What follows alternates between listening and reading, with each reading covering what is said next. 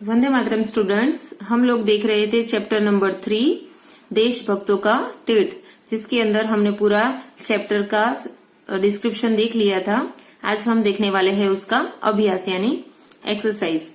Exercise के अंदर सबसे पहले दिया गया है शब्द ज्ञान, यानी चैप्टर के अंदर आते हुए जो हार्ड वर्ड है उनका मीनिंग। ज्यादातर सारे वर्ड मैंने आपको चैप्टर को पढ़ाते समय उसके मीनिंग बता दिए थे, पर रिटर्न में उसको एक बार देख लेते हैं। मूक यानी न बोल सकने वाली, चुप। गवाह यानी साक्षी। क्रांतिकारियों यानी क्रांति करने वाला। असहनीय यानी न सहने योग्य, असह्य। यातनाएं यानी कष्ट, अत्याचार। तीर्थ पवित्र स्थान। चार दीवारी चारों ओर से घेरने के लिए बनी दीवार। दर्दनाक भयंकर पीड़ा देने वाला। प्रताड़ित जिसे यातनाएं देकर सताया गया हो। शारीरिक शरीर संबंधी। मानसिक मन या मस्तिष्क संबंधी। बेड़िया पांव की जंजीरें। कोल्हू तेल निकालने की मशीन। पैरना यानी निकालना। रवई यानी व्यवहार। भूख हड़ताल बात मनवाने के लिए खाना पीना छोड़ देना। द्वितीय दूसरा। ध्वस्त नष्ट। भूतपूर्व यानी जो पहले रह चुके हो, पहले का। स्मारक यानी यादगार या फिर किसी की याद में बनाया गया। हाव भाव चेहरे पर दिखने वाली भावनाएं। धन्य भाग्यशाली, पूज्य या फिर पवित्र। सपूतो अच्छे बेटों, पुत्रों। ओके, अब हम देखेंगे समानार्थी शब्द। जेल का समानार्थी होता है कारागार, कैद खाना, बंदी गृह। आजादी का समानार्थी है स्वतंत्रता, स्वाधीनता, मुक्ति। भवन उसका समानार्थी है सदन, आलय, आवास। वीर उसका समानार्थी है बहादुर, साहसी, शूरवीर। कैदी उसका समानार्थी है बंदी, बंधक, दास। धरोहर उसका समानार्थी है विरासत, परंपरा, थाती। अब हम देखेंगे मुहावरे। कांप उठना यानी बहुत अधिक डर जाना। कहर ढाना अत्याचार करना। आवाज उठाना यानी विरोध करना। घुटने टेकना या फिर घुटने न टेकना तो आएगा हार मानना या फिर हार न मानना। अब हम देखेंगे उसके मौखिक प्रश्न और लिखित प्रश्न। इस मौखिक प्रश्न के अंदर 4 प्रश्न है, लिखित प्रश्न के अंदर सबसे पहले देखेंगे मौखिक प्रश्नों के उत्तर। मौखिक प्रश्नों के अंदर सबसे पहला प्रश्न है क।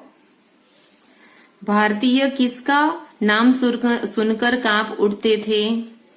तो उत्तर आएगा भारतीय सेल्यूलर जेल का नाम सुनकर कांप उठते थे। प्रश्न ख। सेल्यूलर जेल की कुल कितनी शाखाएं हैं? तो उत्तर आएगा सेल्यूलर जेल की कुल 7 शाखाएं है। जब वो बनी थी तब उसकी 7 शाखाएं थी। ग। सेल्यूलर जेल की कुल कितनी कोठरियां थी? तब कितनी कोठरियां थी? सेल्यूलर जेल में 968 कोठरियां थी। प्रश्न नंबर घ। यह जेल किसकी मूक गवाह है? तो उत्तर आएगा यह जेल अंग्रेजों द्वारा भारतीय सेनानियों पर किए गए अत्याचारों की मूक गवाह थी। ओके, अब हम देखेंगे लिखित प्रश्न। लिखित प्रश्न के अंदर प्रश्न नंबर क है सेल्यूलर जेल कहाँ स्थित है, यानी वो कहाँ पे बनी हुई है? उत्तर आएगा सेल्यूलर जेल अंडमान निकोबार द्वीप की राजधानी पोर्ट ब्लेयर में स्थित है। ख। जेल की 4 दीवारी छोटी होने पर भी कैदी यहाँ से भाग क्यों नहीं पाते थे?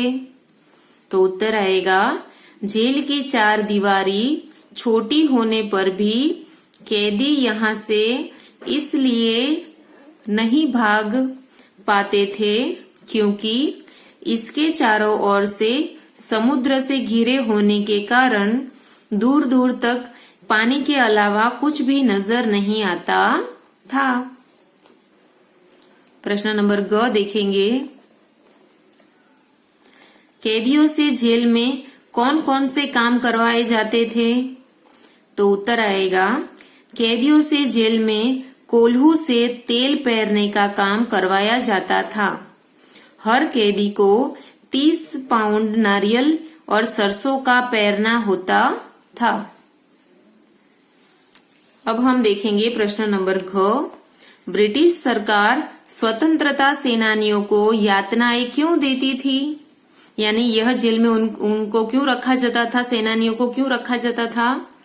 तो उत्तर आएगा, ब्रिटिश सरकार स्वतंत्रता सेनानियों को यातनाएं इसीलिए देती थी जिससे वे आजादी के लिए आवाज उठाने योग्य न रहे। यातनाओं से कमजोर हो जाए तो वो आजादी के लिए आवाज न उठा पाएंगे, इसीलिए।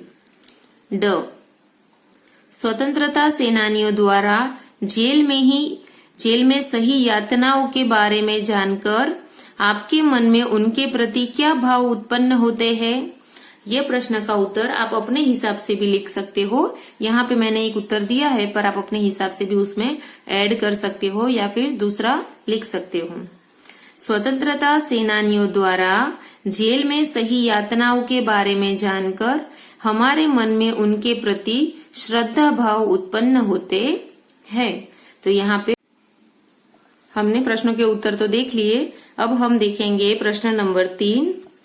उचित विकल्प चुनकर सही का चिन्ह लगाओ। Choose and tick mark the correct option. तो उसके अंदर प्रश्नों को पढ़ना है, नीचे वाले ऑप्शन को भी पढ़ने हैं, उसमें से के प्रश्न के हिसाब से राइट वाले आंसर के सामने टिक का साइन करना है। तो देखेंगे क, कैदियों को हर दिन कितना नारियल और सरसों पेरना होता था? तो उत्तर आएगा 30 पाउंड, 20 पाउंड या फिर 10 पाउंड। इसमें से कौन सा उत्तर राइट है? 30 पाउंड वाला। तो उसके सामने वाले बॉक्स में टिक का साइन आएगा। अब वैसे ख से हमें खुद से करना है। ख, 1942 में सेल्यूलर जेल पर किन शासकों ने कब्जा कर लिया? तो पहला है जापानी शासकों ने, ब्रिटिश शासकों ने या फिर चीनी शासकों ने। किसने सबसे पहले कब्जा कर लिया था जेल के ऊपर? जापानी शासकों ने। तो सामने वाले बॉक्स में करेंगे टिक का मार्क्स। ग, सेल्यूलर जेल को राष्ट्रीय स्मारक कब घोषित किया गया?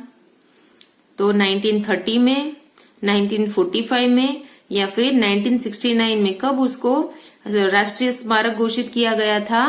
1969 में। तो यहाँ पे करेंगे टिक का मार्क। घ, किस जेल अधीक्षक ने 87 लोगों को फांसी पर चढ़ाने का आदेश दिया? उस अधीक्षक का नाम बताना है। तो डेविड ने, वाकर ने या फिर जेम्स पैटिसन ने। किसने ये लोगों को फांसी पर चढ़ाने का आदेश दिया था? तो वो है वाकर ने। तो यहाँ पे हम करेंगे टिक का साइन।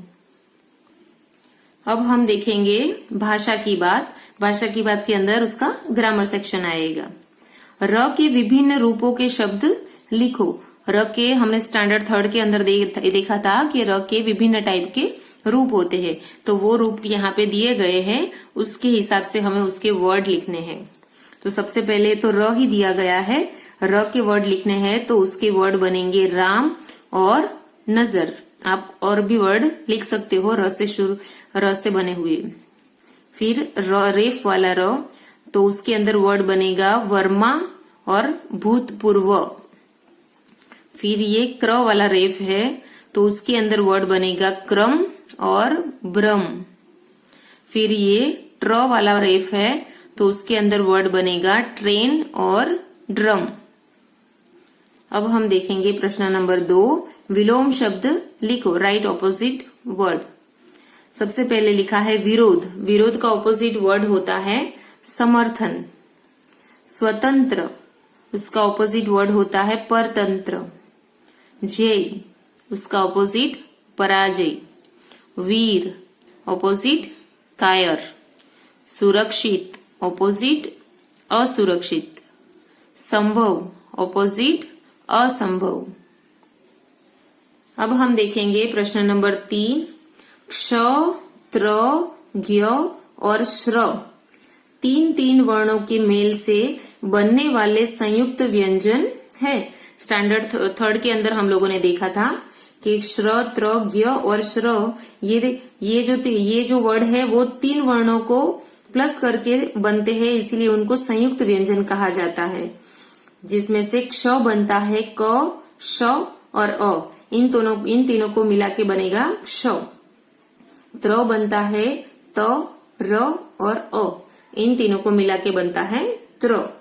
ज्ञ वो बनता है ज, ग प्लस अ, इनको प्लस करके बनेगा ज्ञ। श्र बनेगा श, र और अ, इन तीनों को प्लस करके बनेगा श्र। तो उसके अंदर हमें क्या करना है, वर्ण विच्छेद करो।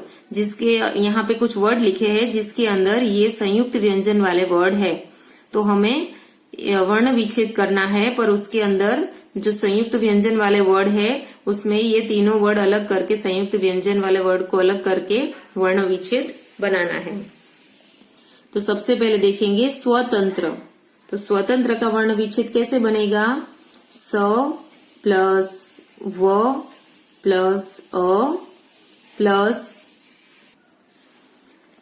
स प्लस व प्लस अ प्लस त प्लस अ प्लस न प्लस त प्लस र प्लस अ, ऐसे बनेगा स्वतंत्र। अब हमें बनाना है अधीक्षक। अधीक्षक का वर्ण विच्छेद करना है, तो अ का वर्ण विच्छेद के लिए ओनली अ ही आएगा।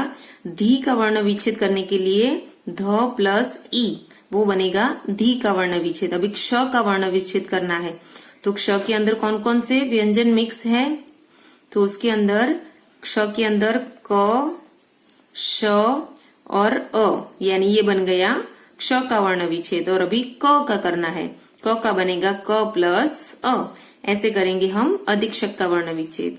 अभी श्रद्धा, श्रद्धा का वर्ण विच्छेद करने के लिए सबसे पहले करेंगे श्र का वर्ण विच्छेद।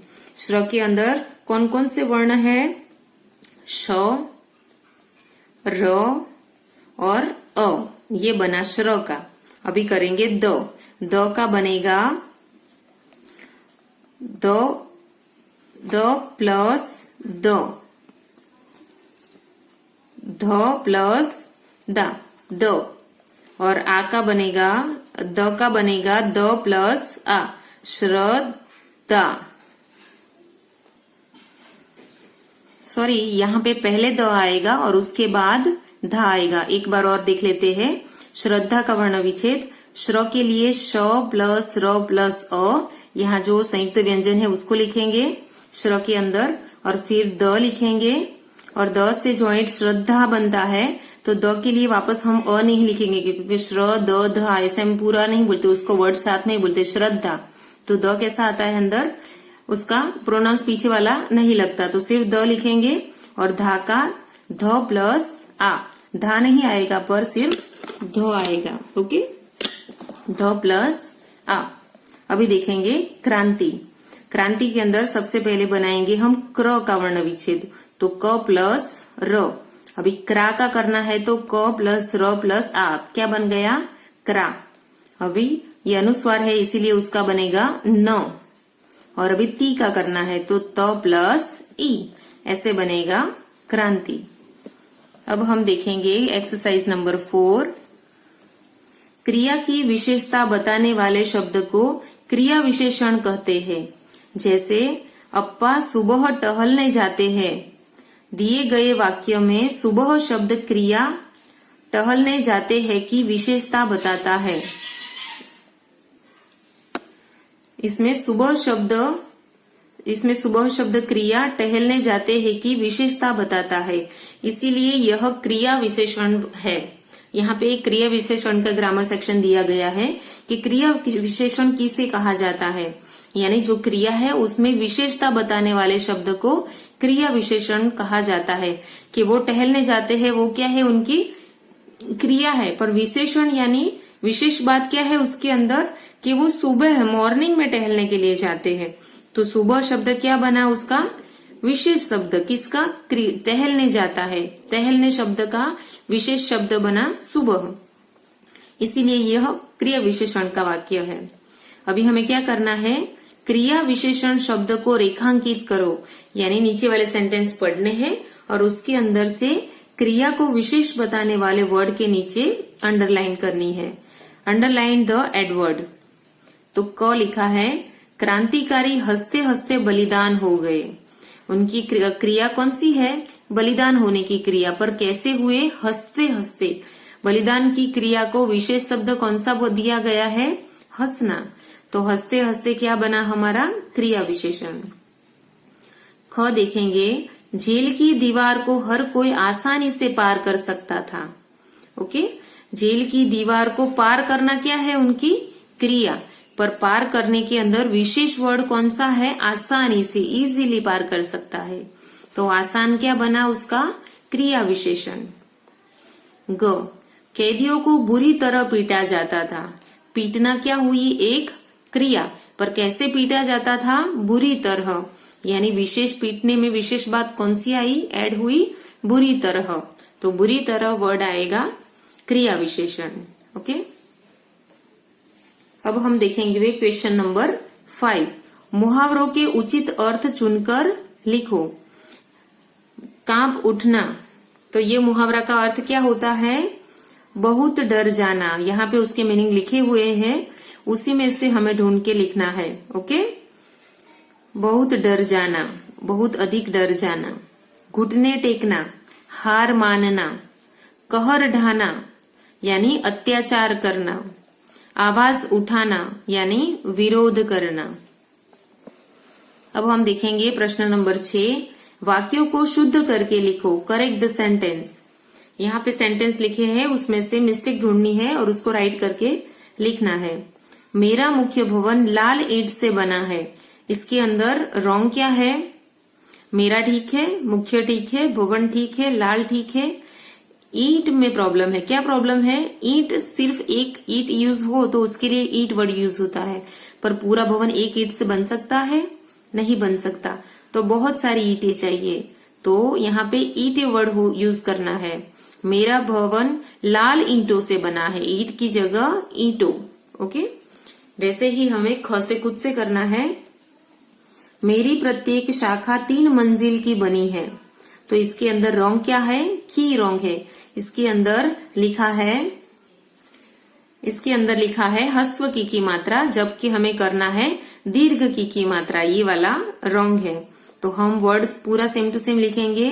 मेरी प्रत्येक शाखा 3 मंजिल, की में चेंज करके लिखेंगे दीर्घ की, और बनी थी।